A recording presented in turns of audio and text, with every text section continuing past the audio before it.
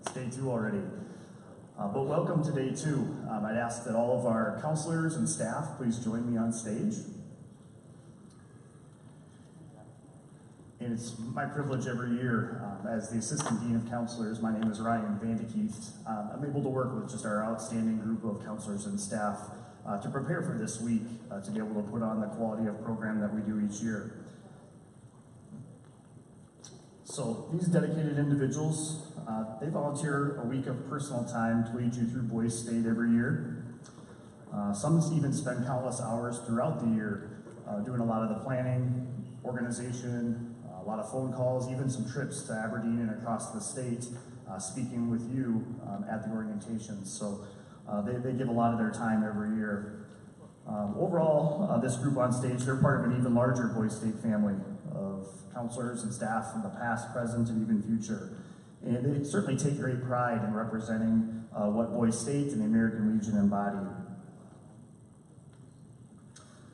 But before I go through and introduce everybody, I first would like to recognize members of our Boys State family that have passed away this last year. First, Tom Terrell. He was the director of Boys State in the mid-2000s and had passed away this past fall. Tony Yatbrook. He's the brother of our current director, Gene Yatbrook, and he was a city councilor here on staff for many years. He also passed away this fall. And Hoot Gibson, one of our regular Legionnaires, who would give some of his time every week at Boys State. He also passed away in this last year. So first, please join me for a moment of silence as we recognize those individuals.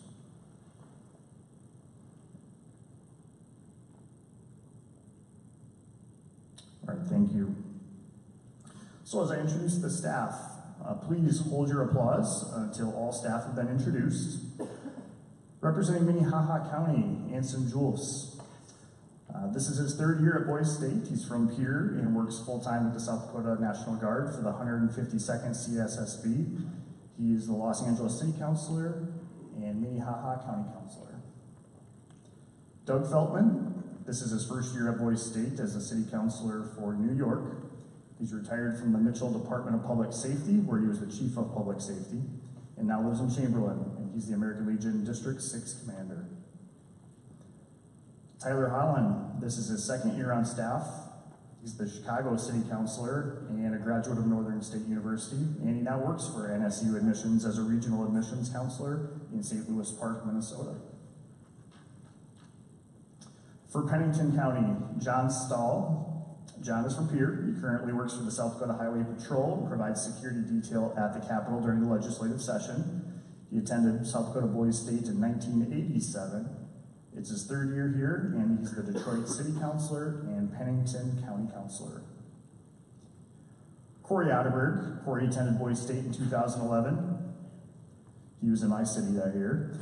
This is his 1st year as the Philadelphia City Councilor, and he's currently the Visitor Services Coordinator for Visit Spearfish, and he'll be attending the University of South Dakota for law school this fall. Tracy First, he is from Pierre, and he's the State Retention NCO for the South Dakota National Guard. He served 11 years on staff at Boys State and is the City Councilor for Houston. For Brown County, we've got Jacob Visha. He lives in Somerset and works as the Officer Strength Manager for the South Dakota Army National Guard. He attended Boys State in 2002. It's his 4th year on staff, serving as Brown County Councilor and the Baltimore City Councilor. Doug Harris is his 1st year at Boys State as the Dallas City Councilor. Doug served 20 years in the U.S. Air Force, retiring in 2005 as a Major. He lives in Rapid City and is the Adjutant and Membership Officer for American Legion Post 22. Chris McKinney works in Wagner, recruiting and retention for the South Dakota Army National Guard. Chris attended South Dakota Boys State in 2005, and after a year away, he's back for his 2nd year as the City Councilor for San Diego. For Brookings County, Mark Binkley, he's back for his 21st year at Boys State. He's retired after 28 years working at South Dakota State, and now stays busy chasing his grandkids. He's from Brookings County, he is the Brookings County Councilor and the Honolulu City Councilor. Matthew Pearl. Matthew's a 2nd year counselor in the city of San Antonio. He lives in Aberdeen and works in the admissions office here on campus. Ed Stringer. Ed lives in Hartford and is the American Legion District 7 commander. He contributed 20 years of active service in the U.S. Navy. This is Ed's second year on staff as City Councilor of Phoenix. Cottington County, Shane Snyder. Shane is employed with the South Dakota Highway Patrol. He served at Boise State for 3 years as City Councilor. This is his first year in Memphis and first as the Cottington County Councilor. And I should mention both Shane and John, they'll both be instructing the law enforcement exam this week. Joel Altenthaler. Joel lives and works in Aberdeen as Staff Sergeant for the South Dakota National Guard. It's Joe's third year on staff as City Councilor for Indianapolis. Matthew Cordell. He's originally from Marvin and currently works as an assistant professor of military science at the University of Minnesota Army ROTC. He's the city councilor in San Francisco, and it's his first year at Boise State. And media team, Ryan Howe. Okay, Ryan is here. Lives in Sioux Falls and is the marketing director for Monstrous Little Theater Company. He attended Boise State in 2011. He's the counselor for media team, which will provide a lot of the election coverage and updates of each day's current events happening at Boise State, and this is his 7th year on staff. A couple of our junior counselors, Bridger Gordon. So as you met Bridger here already, he's from Whitewood, South Dakota. He attended Boise State last year, and he's the current South Dakota Boise State governor. He graduated from Sturgis Brown High School just recently and plans to attend Harvard in the fall. Nathaniel Peckus. He's from Sioux Falls and attended Boise State last year as well and represented South Dakota as a delegate to Boise Nation. You'll hear from him a little bit later this week. He graduated from Sioux Falls O'Gorman High School and plans to attend Augustana University in the fall to study biochemistry. And for our Boise State administrative staff, first, State Commander Hugh Holmes. We met Commander last night. He's the commander of the American Legion for the Department of South Dakota, currently lives in Mitchell. He worked in the Army for 22 years and then taught at Mitchell High School for 15 years. And after 3 additional years working for the state of South Dakota, he's now retired. He attended Boise State in 1970, also in the city of Philadelphia. Travis Lizeran lives in Castlewood. He is a retired Navy senior chief. He serves as the state adjutant for the South Dakota American Legion. Travis is also in charge of public relations for Boise State, and this is his 2nd year. Corey Ravenberg. I don't think Corey can join us right now. He was attending to some other responsibilities he had this morning. He served in a variety of roles at Boise State this year. This is his 17th year on staff, and he's the executive officer, so he's out performing those roles right now. He's in Pierre, and he's currently the Command Sergeant Mayor for the Recruiting and Retention Battalion for the South Dakota Army National Guard. Rick McDonald. Rick lives in Hermosa, and he's retired from the Air Force. He's a past American Legion Department Commander. He's spending his 4th year on staff, and he's both the Boise State Registrar and Treasurer. Nathan Jules. Nathan lives in Belfouche as a recruiter with the South Dakota Army National Guard. He attended Boise State in 1996, and he will oversee the office operations with the Boise State headquarters this week. This is Nathan's 12th year. Chris Vandelis recently retired as a major in the U.S. Army and now lives in Rapid City working as the operations manager for Dakota Panel. This is Chris' 7th year at Boise State and will serve as both the chairman for Citizens Forum and is also the recreation director. Georgianne Vandelis. This is her 2nd year, and she's assisting with the administrative duties within the Boise State headquarters. Yes, if you're paying attention in the crowd, that's Chris's wife. She lives with Chris in Rapid City. Hollis Sutton. Hollis lives in Flanju as owner-operator of 361 Insurance. He attended Boise State in 2005, provides support with the NSU campus technology, and is spending his 13th year at Boise State. Ron Tolrud lives in White. He's retired from Coast to Coast Stores. He's the past state commander for the American Legion in 2001. He attended Boise State in 1962 and provides administrative support for Boise State. This is his 35th year attending, and he just recently shared with me, It was only a few short years after he attended Boys State that he joined the Legion, and in 2018 he'll receive his pin for 50 years of service to the Legion. So congratulations, Ron.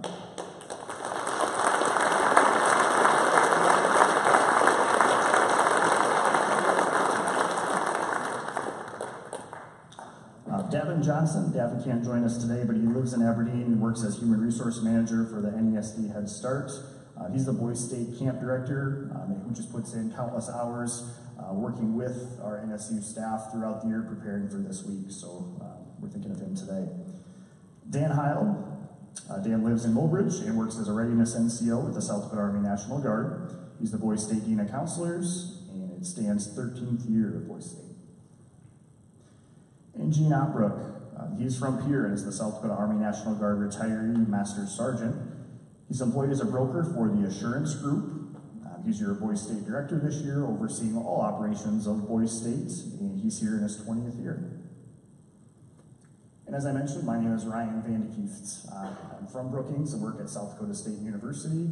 I attended Minnesota Boys State in 1997, and this is currently my 14th year here as the Assistant Dean of Counselors. So again, just want to present your staff this year.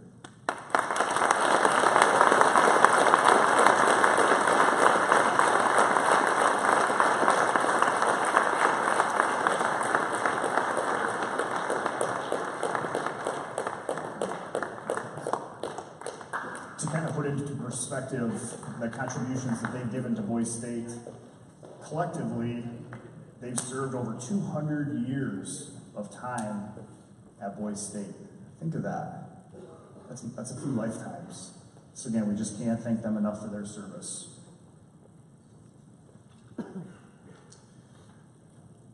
One of our great opportunities that you have this year, and every year at Boys State, for those that are in attendance, is to hear from some of our best leaders across the state.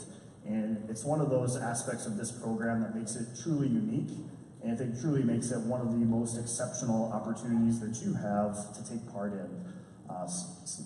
Throughout this week, you'll have that chance to hear from a lot of those speakers from across the state, a chance to even interact with them to some capacity. So take advantage of that opportunity, as Chris Vandelis had mentioned a little bit earlier, when that time presents itself to ask questions. So with that, I'll introduce Blake Olson from the City of New York. Blake is going to introduce our speaker here for this morning.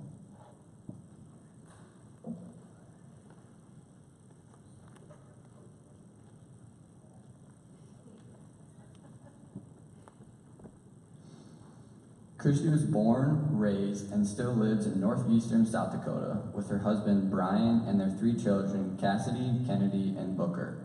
Kristi learned the value of hard work as she farmed with her dad to build an operation he could pass along to his kids one day.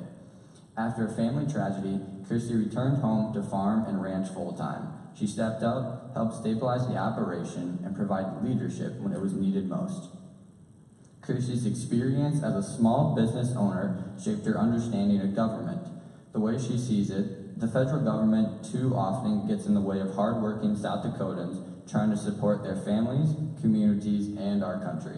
That belief has been what's driven Kristi to try to make a difference through public service. After serving in Pierre as Assistant Majority Leader in the South Dakota House of Representatives, Kristi was elected to serve as South Dakota's lone member of the U.S. House of Representatives in 2010. She's now serving her 4th term and currently sits on the Ways and Means Committee, which has jurisdiction over tax and trade policy, Social Security, Medicare, foster care programs, and unemployment compensation programs. It is widely regarded as the most powerful committee in Congress. When she isn't in Washington, D.C., while the House is in session or traveling across the 66 counties she represents in South Dakota, Kristi enjoys hunting, pheasant, deer, as well as spending time with her family.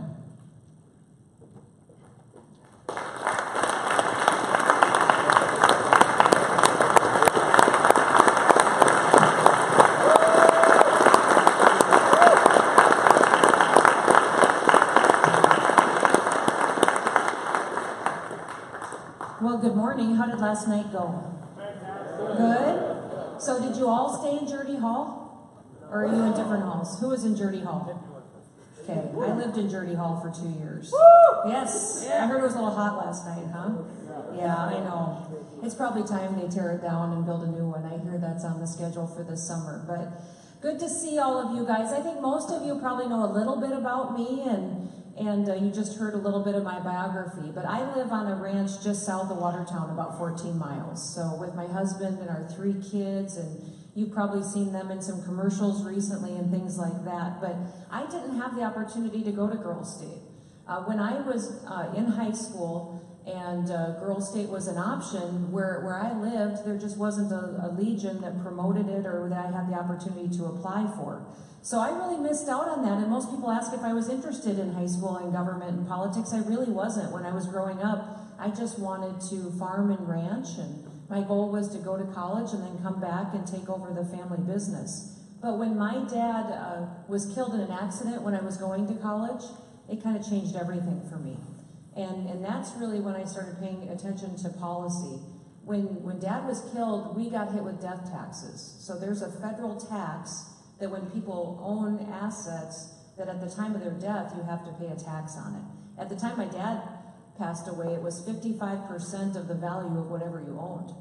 So as a farmer, it was land, machinery, cattle, taxed at whatever it was valued at 55%, that's what we owed to the federal government. Well, we had a large operation. My dad was only 49 years old, and all of a sudden I owed hundreds of thousands of dollars to the federal government that I couldn't pay. So it made me angry, and that's really what got me interested. We ended up taking out a loan to pay off those taxes, but it took us 10 years to pay it off and made it very hard to keep our family business. So when people ask me how I got interested in government and politics, it was really that experience. I could not believe that our family could have a tragedy, and all of a sudden we owed the federal government hundreds of thousands of dollars that we couldn't pay, and it made it very difficult to keep our family business. If we had owned a grocery store or a gas station or anything like that, we would have lost our whole family business too. And luckily we had some land that we could put up for collateral, and it worked out. But I decided that we needed people to show up and weigh in on policy, and so I'm glad that you're here, that you're doing that, because you need people that have real life experiences weighing in on policy and making a difference. So I decided to run for our state legislature in 2006. I got there and I realized that leadership controlled everything. How many of you have gone to Peer before or watched the process? If you get the chance to go page, or go there, be an intern, go do it. South Dakota does a lot of things right. But I also realized that leadership in the South Dakota legislature controlled everything. If I had a bill that they didn't like, the leadership could send it to a committee and make sure that it got killed. If they liked my bill, they would help me pass it and facilitate it. But I realized when I was there that if I was going to be away from my family and my kids, I was going to run for leadership then. I wanted to be as effective as I possibly could. So my second term, I ran for assistant majority leader, was elected to that, and then served 2 years there. But in 2010, we had some challenges at the federal level.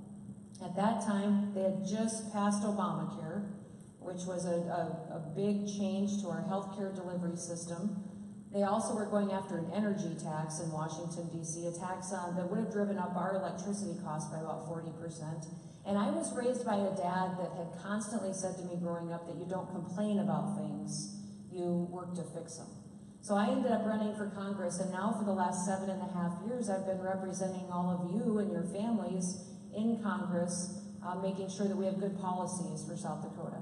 It's a little bit of a challenge, I'll be honest with you. 50 years ago, I'm in the House, so the House is divided up by population. Every state gets 2 senators, but in the House, you get as many representatives according to how many people live there. So South Dakota only gets 1 representative. There's about 7 states that get 1 representative, but a state like California or Florida, they have over 50 representatives.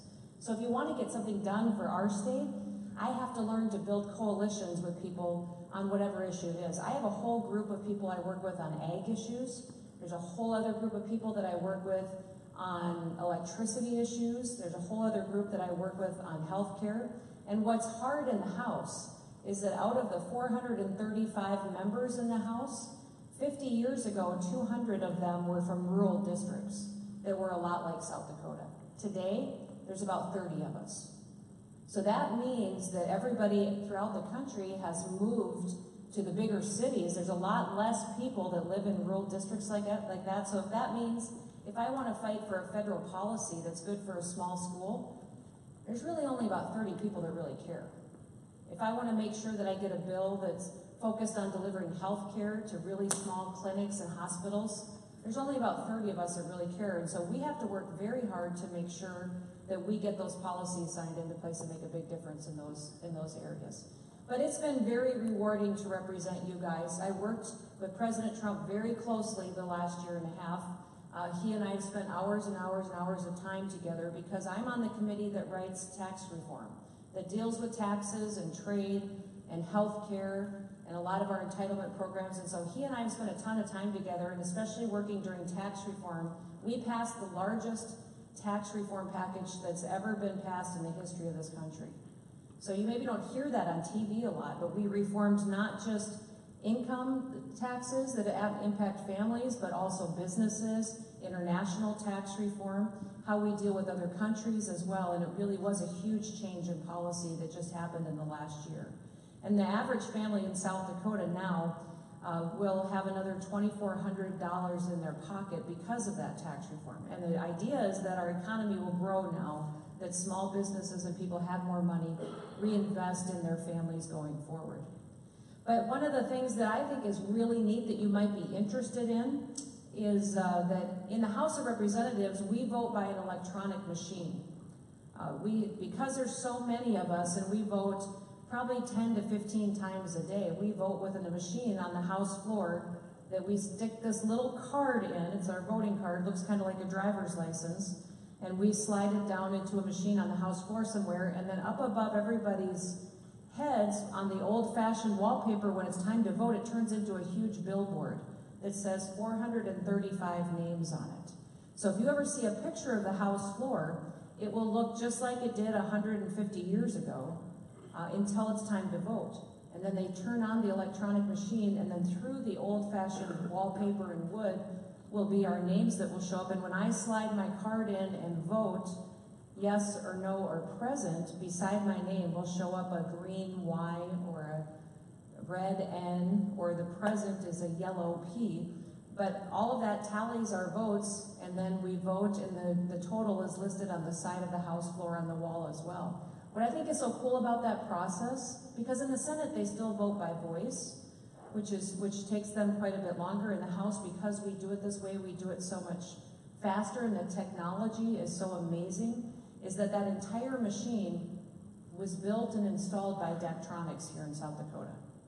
So I think it's pretty cool that every day when I get to work for South Dakota and vote on issues that are important for our state, I get to do it using a machine that was developed and installed by a company that was started right here in South Dakota, and that South Dakotans run still to this day. So it's pretty, even though we have, some people think of us as a small state, we're having a big impact even in places that we don't even realize.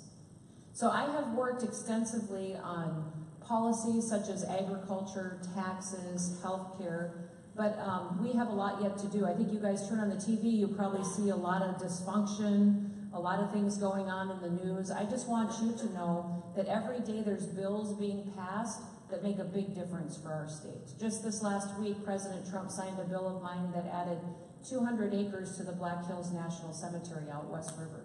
We've been trying to get that bill done since I got elected. I passed that bill every year for the last 7 years, and finally this year, it doesn't seem like it should be that hard, should it?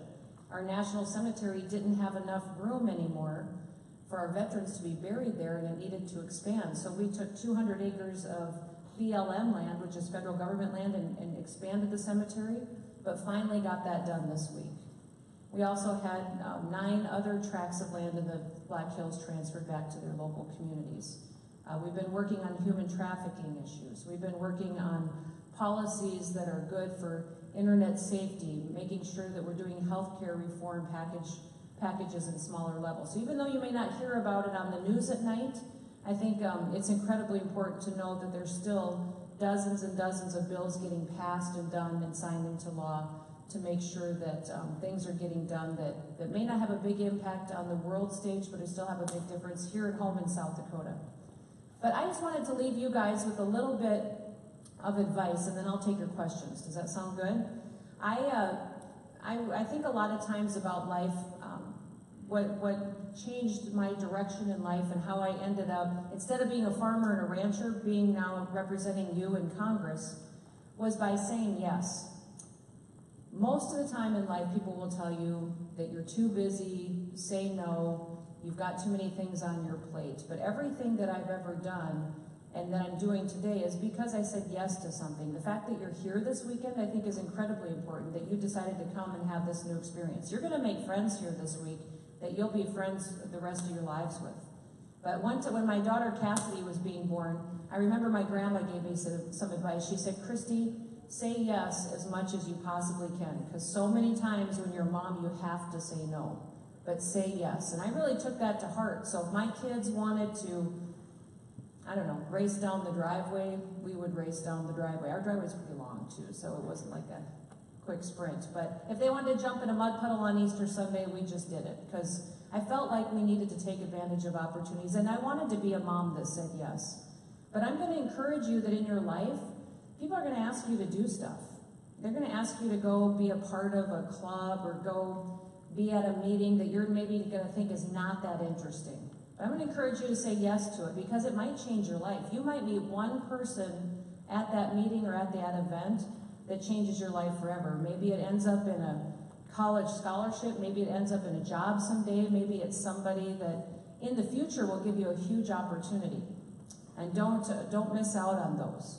And don't look at failure, if you fail at something, as the end of that story. Every failure will teach you something. Did you know that Walt Disney was once fired because they said he lacked imagination and had no good ideas? That Henry Ford went broke 5 times before he started the Ford Motor Company and was such a huge success.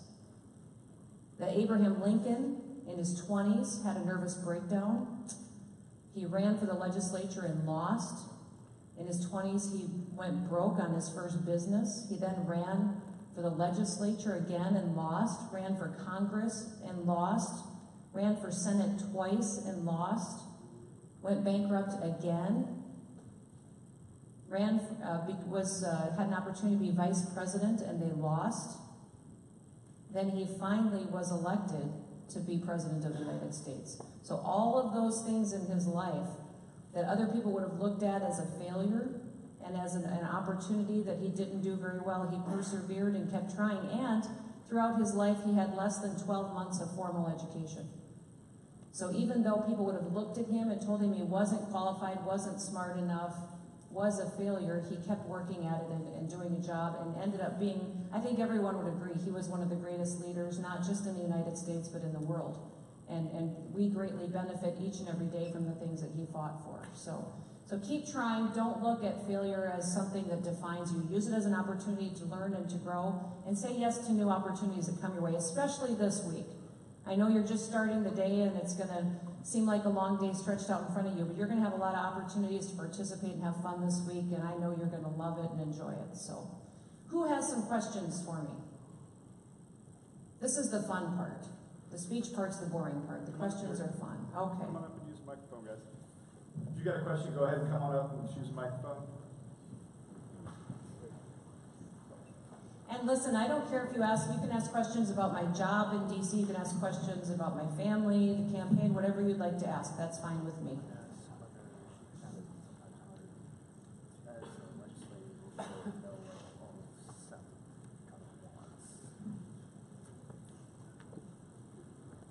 So my question was, sorry, as the representative of South Dakota, do you sometimes find it difficult to try to figure out everything that the state wants with the sometimes conflicting interests that appear around the state?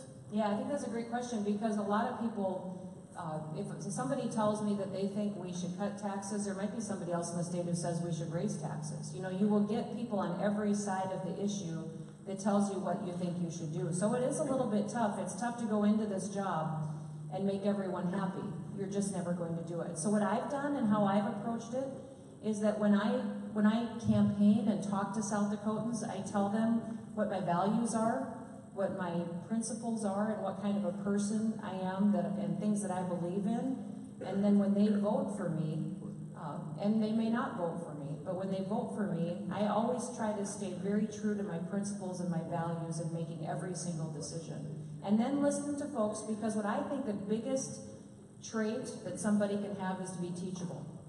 So I might have an opinion on something, but if I'm not out there talking to people that are in that industry or visiting with them or get an opinion from them, they may teach me something that changes my mind. So one of the things I've learned is that even my biggest critic, whoever doesn't like me the most or disagrees with me the most, I still can learn something from that person. But ultimately, you have to make a decision. I mean, that's the difference on voting. There's always going to come a point where you have to vote yes or no on that issue. And you have to go down and use everything that you've learned from everybody, see if it aligns with what you promised and what you said you would do when you campaign, and then make the best decision that you can.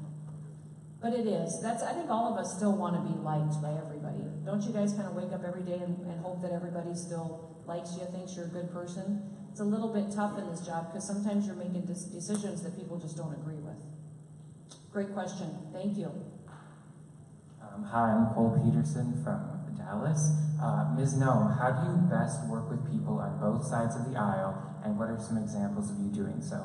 Sure. You know, I find people that care about the same issue that I care about. So if it's an agricultural issue, I find people that have ag in their districts, or people that are a little bit more rural. Maybe they don't have farmers and ranchers, but they have a tough time getting food to their area, or they have a tough time getting those policies, or their high food costs in their district. I tell everybody on ag issues, everybody eats, so they all should care. We're working on a farm bill right now, and that's what I talk to all of them about, is that if you eat, you care about a farm bill, because that is the only policy that makes sure we have an affordable and a safe food supply. But now, on human trafficking issues, there's a group of members that I work with that are passionate about that. And it's Republicans and Democrats. On ag issues, it's Republicans and Democrats. I worked on a Women's Peace and Security Act that had to do with peace agreements worldwide. I worked with a different group of folks that care about national foreign policy and security. So how I find them is, if I have an idea, I do research on who's active in that area. If it's a defense issue, then I go to people on the Armed Services Committee and work with them to do it. But I try to make sure that every issue that I'm working on, and it's not going to be every issue, but most of them are bipartisan. I'd say most of the bills that I work on are Republicans and Democrats working together. Like when it came to tax reform, that wasn't very bipartisan. At the end of the day, Republicans voted for it and Democrats didn't. So most of the time there, I was working with the White House and Republicans. But on other issues, you can find things to disagree and agree with. I'd say if there's somebody that we maybe disagree on 80% of the issues with, there's still 20% we can work on together. Thank you. I'm Gabe Woundedhead. I'm from Honolulu, and so you're running for governor. What plans do you have to maybe represent Native Americans or to help improve Native Americans' way of life? Yeah, I think we have an incredible challenge with our tribes right now today, and we can make huge strides in the agreements that the state negotiates with our tribes. For me in particular, the last 8 years, I've worked on reforming the federal agencies that deliver services to our tribes. You know, part of our treaty agreement was that we would deliver health care and education, and our federal government is failing at that every single day. In fact, the health care that we have right here in South Dakota on our reservations is third world care, and it's terrible. So I've worked extensively to reform those agencies, but a governor has huge opportunities to come to new agreements with tribes. They sign compacts every day for law enforcement, for delivery of mental health services, for the ability to start economic development there. So my plan is, and it's going to take some challenges too from our tribes. I'm looking for one tribe that will take a chance with me. If I win this race, I want one tribe to be willing to do something very, very different than we've ever done in South Dakota before. To sign agreements to give us new authorities to work together to make their communities safe, to go after the drugs and crimes on our reservation, but also to get skilled education training and also new job opportunities. So So it's going to be a complete change from what we've ever done in South Dakota before, and it'll take one of the tribes in the state to start with a trust level that they probably haven't had with our state government before. So I'm excited about the potential. I just got to get through this race first. Yeah, thank you. Hi, my name is Seamus Duffy. I'm from San Diego. Yeah. Being that both you and Marty Jackley are South Dakota Republicans, what policy issue differentiates you from Marty Jackley the most in the upcoming primary election? There's actually been quite a few. The farther we get into this campaign, the more differences we're finding between ourselves. So I'd say the policy difference would be that I've pledged not to grow the government anymore. In most of Marty's initiatives, he proposes a new board or a commission or a task force to solve a problem that the state is facing. I'm a big believer that we have too much government already. And we have 134 boards and commissions at the state level already. So every time you start a new board or commission, it costs us money. The taxpayers spend money to fund that, to pay per diem, to get them to travel. It creates more red tape and bureaucracy, more licenses and permits that businesses and families have to pay for. And out of 134 boards and commissions, I'm just a big believer that those boards and commissions can handle anything that might come the direction of the state. So I've pledged that I'm not going to make the state government bigger. And that's a big part of Marty's proposals, is adding new layers in there. I've also pledged no new taxes, and then I'm going to make our state government much more transparent. I came out with some campaign financing and reforms that need to happen, and transparency reforms that need to happen that Marty hasn't agreed to either. And at the federal level, when you run for office, the dollars that you raise is much more transparent than at the state level. For instance, at the state level, you can take corporate money when you run for governor. I think that's wrong. Our state does business with too many businesses already. I don't want a business giving me money hoping to get a state contract in the future. So I've said I'm not going to do that. I'm already not doing that. But that's a difference between Marty and I.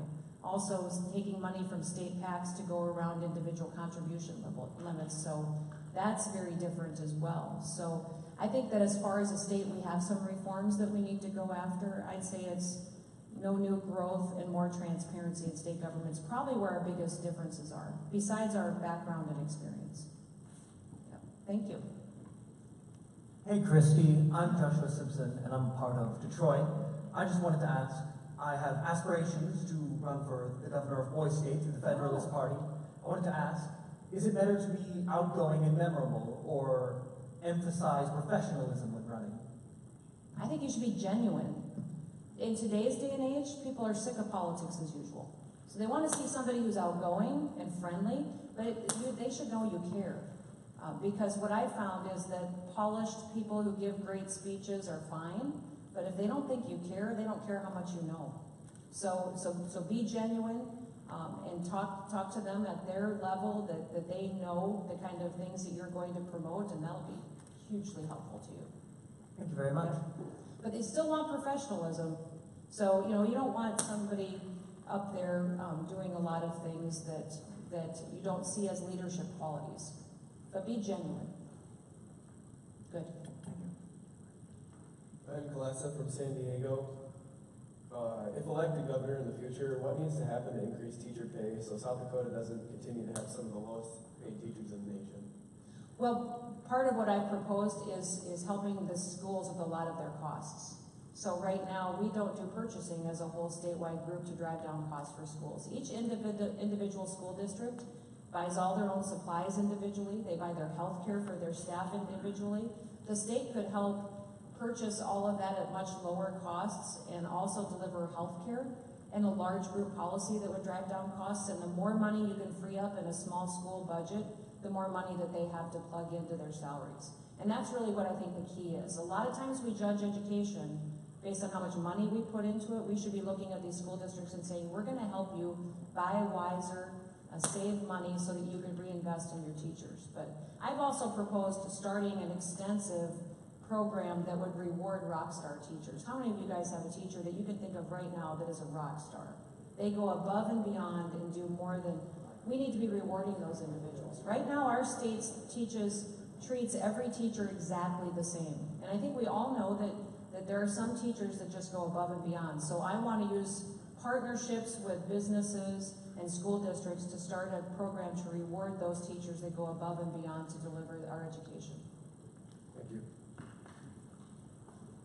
My name is Jacob Del Montagna from the city of Phoenix, and lately there has been a lot of transparency regarding the fact that a discrepancy between the elected officials and the votes for those elected officials within the legislature of South Dakota. And I just wanted to know if you had any plans on passing a gerrymandering bill in the South Dakota government if you are elected governor. Well, what happens is every 10 years they take a census, and there's a commission then that is put in place that decides where the boundaries of legislative districts would be. What you need to make sure is that that commission has people on there that are not, that want fair elections, that want people to be adequately represented, and that aren't making decisions just to ensure that Republicans are going to get elected or Democrats are going to get elected. The perfect example of what happens when that gets out of control is at the federal level right now. In the House, you know, they divide districts up according to the same process pretty much. Legislatures control where those lines are going to be. But what's happened now is that they've so gerrymandered those districts that in these districts, it's almost 100% certain that there's a Republican going to get elected. In another district, they've worked it out, so it's almost 100% certain a Democrat will get elected. There's very few Democrats that are very few districts that are very balanced anymore. And what's happened then is that out of the 435 members of the House, you're almost rewarded with an easier election the more extreme you are. You almost can't be too conservative enough to get elected in a district that's set up for Republicans. If it's a hugely Democratic one, well then it's a fight to see how far to the left you can get. And then when we go to do policy in the House, nobody wants to work together, because if those very conservative Republicans work with Democrats, they're probably not going to get elected again. So it has hurt our legislative process. In the state of South Dakota, because we have just one representative, we still have a very balanced approach to how we work with people, but that's not true anywhere. I have members that I work with every day that says, oh, I could never sponsor a bill with a Democrat. I'd never get elected again. You know, I get Democrats that say, oh, if they knew I was friends with you and you're a Republican, I'd never get elected again in my district. Well, that's wrong. That's not what our country's about. So we need to make sure we avoid that in South Dakota. Thank you. You bet. Hi, Kristi. My name is Wyatt Geezy, and one of my best friends is Emma McKean. Oh, if you know her. sure. Yeah. Goodness sakes. Tell her I said hi. Yeah, okay. And I'm from the city. You guys don't know Emma, but I've known Emma since she was a baby. But she's a sweetheart. Yeah. I'm from the city of Phoenix, and my question for you, since you're running for governor, is how are you going to work to help and support and protect LGBTQ rights within South Dakota? Yeah, I'm never in favor of discrimination. So I would make sure that we have laws in place that treat everybody fairly and kindly. You know, when it comes down to, a lot of people ask me this question on marriage. You know, if I would support traditional marriage or if I would support a different version or different definition of marriage. I am always going to support traditional marriage between one man and one woman, but I also think that every single person has value and that we should reflect that in how we treat them and take care of them. Thank you. Yes, thank you. Hi there, I'm Maximilian Peters from the city of San Diego.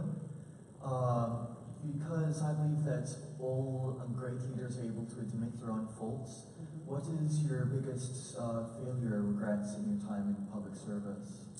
Failure or regrets in time of public service? Well, I would say that my biggest fault is probably that I overthink things too much.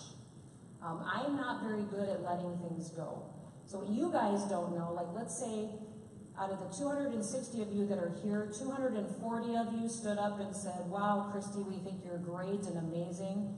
But then 20 of you stood up and said, we really don't like you at all and can't stand you. I would think all day long and all night about the 20 that didn't like me.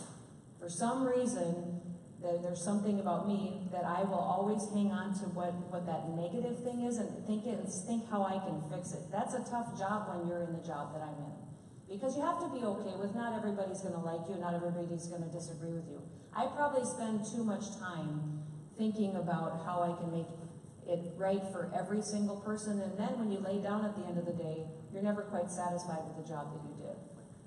I always, you know, it's one of those jobs that's never quite finished or done, and that I can lay down and say, wow, I did everything perfect today. That's one of my downfalls, I think, because it can lead you to get discouraged.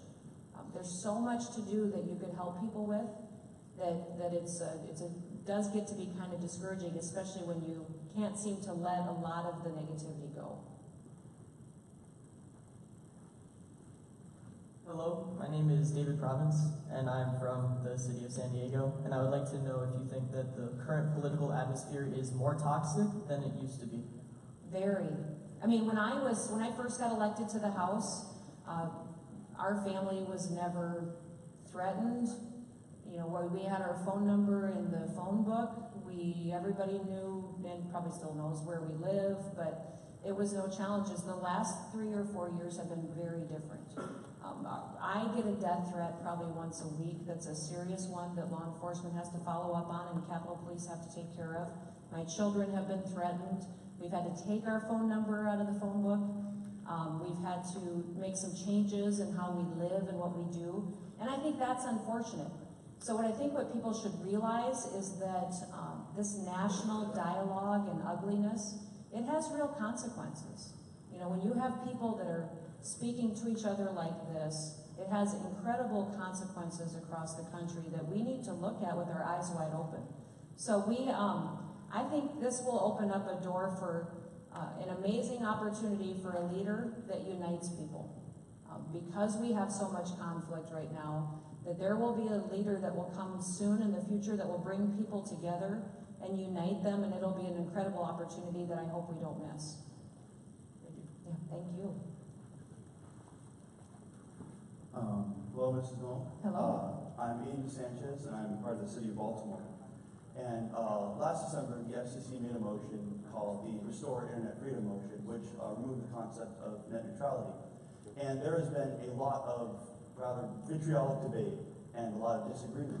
And I'd like to know what your position is on this issue and how you came to it amid all of the argument around it. Sure. So you guys tell me, because there is a lot of confusion, and especially because it's called net neutrality. But the internet has always been a free and open and public entity. We had some changes that proposed the government running the internet. Now, who thinks that it should stay how it always was? Who thinks that the federal government should oversee what's happening on the internet and regulate it? So tell me who thinks the government should step in and regulate the internet? And then who thinks that it should stay the way that it always was? So now, net neutrality, that topic, when they say in favor of net neutrality, that's the government running it. So when people say if you're in favor of net neutrality, that means that the federal government would step in and regulate it. Keeping it the way that it's always been has been opposed to net neutrality. And I think sometimes the title gets kind of confusing for people. They think a lot of times net neutrality means keeping it neutral and open, but actually that means that the federal government would regulate it. So I've always been in favor, and when I voted on this issue, of keeping the internet free and open like it's always been in the past. And so I've been opposed to net neutrality for that reason. I think it's worked, and people in areas have access to the internet, and that at this time we should keep it that way. But what? Okay, well, and that's where there is some heated discussion on this topic quite a bit. And it also is the issue that goes through the Commerce Committee, which is what Chairman Thune is the chairman of. So I think it's a great question to ask him for more details on, too, when he comes. Thank you. Hi, Ms. Noem. Hello. I'm Richard from Detroit.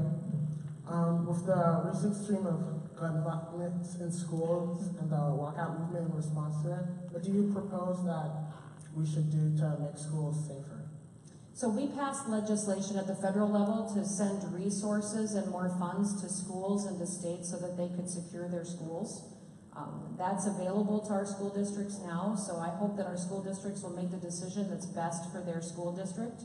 Beyond that, every one of these school shootings has been a result of us not taking care of someone that had a mental health issue or was at risk and struggling, and we didn't identify and get them help before it escalated to violence. So this is a big issue across the country, but it is especially here in South Dakota too. Our school counselors you can ask our law enforcement officers that are here with you this week. Our biggest mental health provider in the state of South Dakota is our criminal justice system. And that's not right. When we've got people that are struggling with mental health issues, we should have services, counselors, and be able to identify those kids that are struggling with that and get them help before it escalates to violence. Thank you. Great question. Hi, Mrs. Noem. I was curious what you and the president, what you think you and the president need to work on to make schools in South Dakota better. Well, he helped us pass that legislation to secure them, so that's very helpful. He also was not in place when we reauthorized K-12 education, so now he's working on higher education with us. But before he came into office, we passed a bill on bipartisan education reforms that cut a lot of the strings to federal education money. So all of our states and school districts get money from the federal government to deliver education.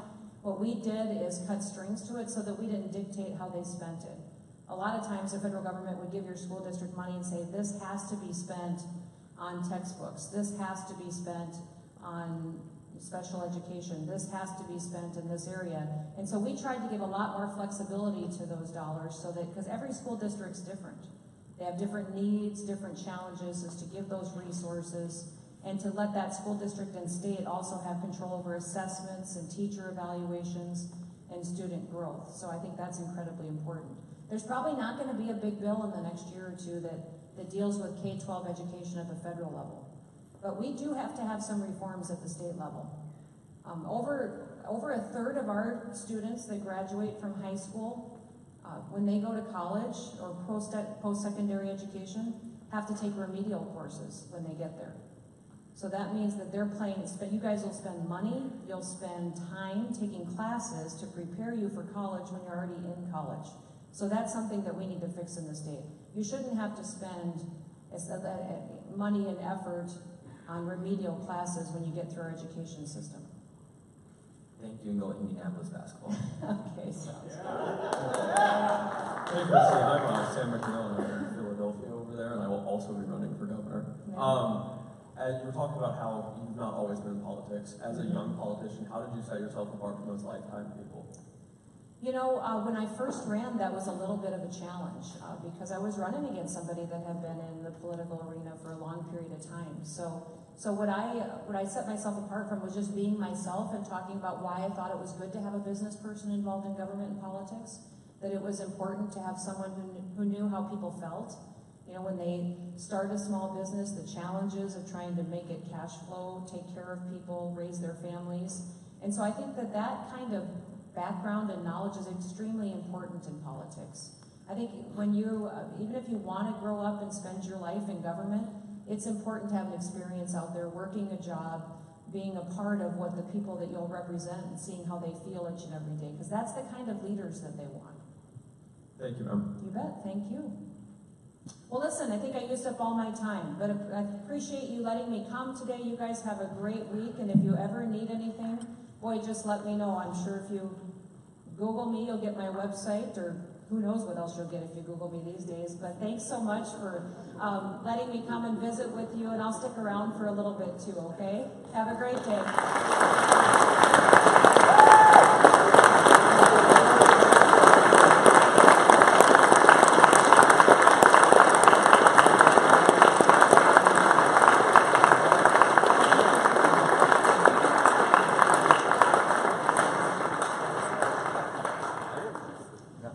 Just remain seated for a short time. I think we're off to a great start. I think the quality of those questions definitely represents and embodies what we're really aiming for this week. So I appreciate the thought that went into those questions, and if you didn't have a chance to answer those, or maybe were a little bit hesitant, please don't be. This is a great opportunity for you to share a little bit about what you've been considering, and also have that candidate share a little bit too. One thing I wanted to point out, in the back corner of the room, you can see draped over the chairs by Van We have Boys State t-shirts, aside from your t-shirt, which you have for the week. We also have some additional ones on sale.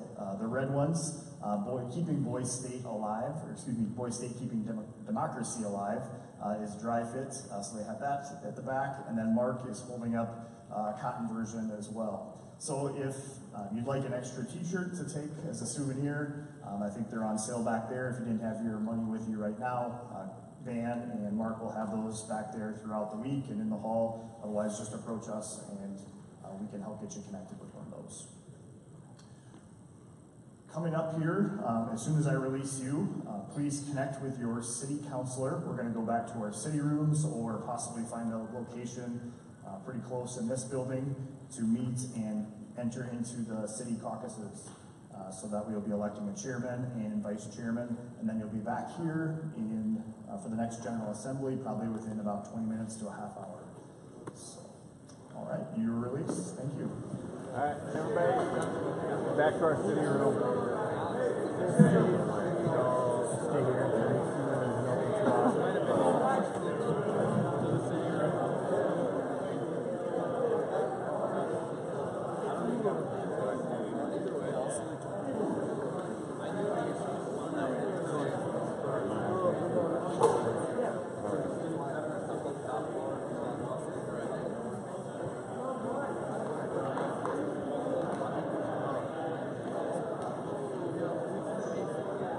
I didn't